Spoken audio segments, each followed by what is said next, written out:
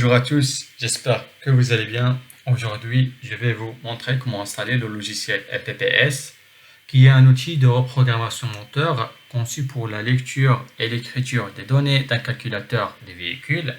Son objectif principal est de permettre la modification de la cartographie moteur pour des opérations telles que l'optimisation des performances, la réduction de la consommation de carburant, la désactivation de certaines fonctions moteurs comme FAP, EGR, etc.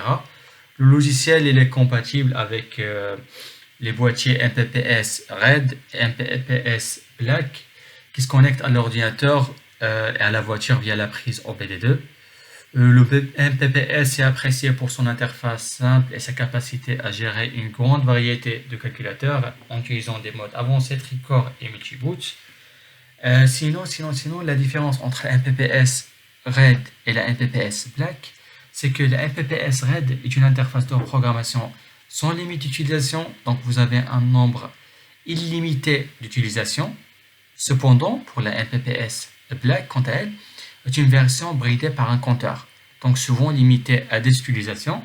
Après, il va falloir augmenter le nombre d'utilisations via des tokens.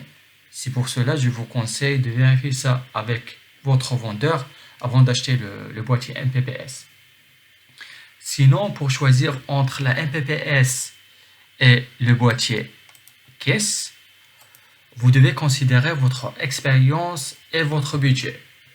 Concernant par exemple le boîtier MPPS, il est idéal pour les débutants avec du budget limité. Il est simple à utiliser et parfait pour programmer des véhicules plus anciens, donc c'est un excellent point de départ. Pourtant, pour le boîtier caisse, est une solution pour les utilisateurs avancés qui recherchent un outil plus polyvalent parce qu'il est plus fiable, plus stable et prend en charge une large gamme de véhicules, y compris quelques modèles récents. Donc en résumé, si vous débutez, optez pour la MPPS.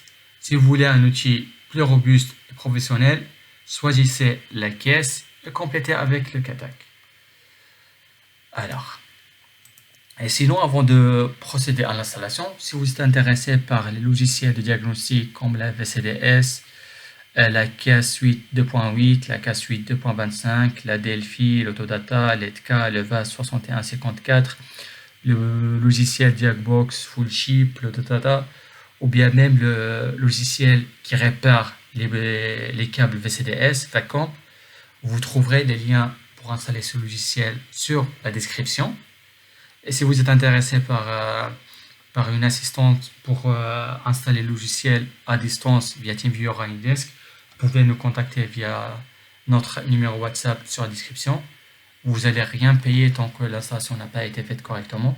Et si vous êtes intéressé aussi par l'achat des boîtiers de diagnostic ou de reprogrammation, vous pouvez soit nous contacter via le numéro WhatsApp. Sinon, je vous laisse le lien de notre store sur la description pour le commander si vous voulez.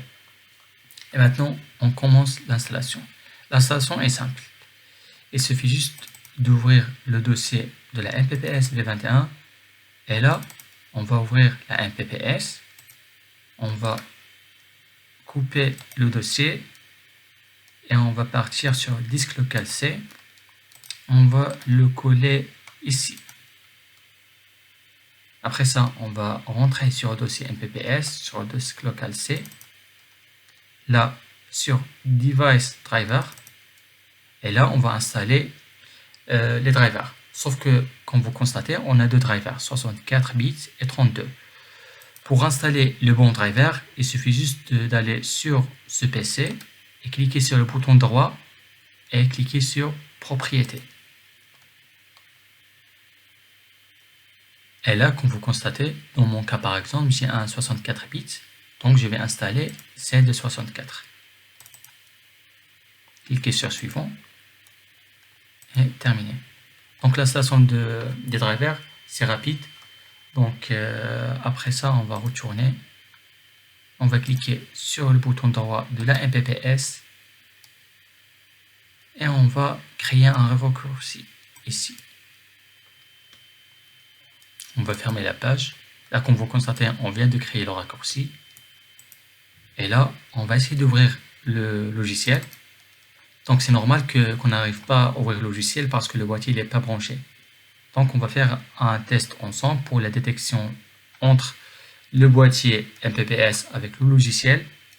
Pour cela, je vais juste vous montrer que le boîtier il se détecte bien sur le gestionnaire de périphérique sur le PC. Je vais le brancher maintenant.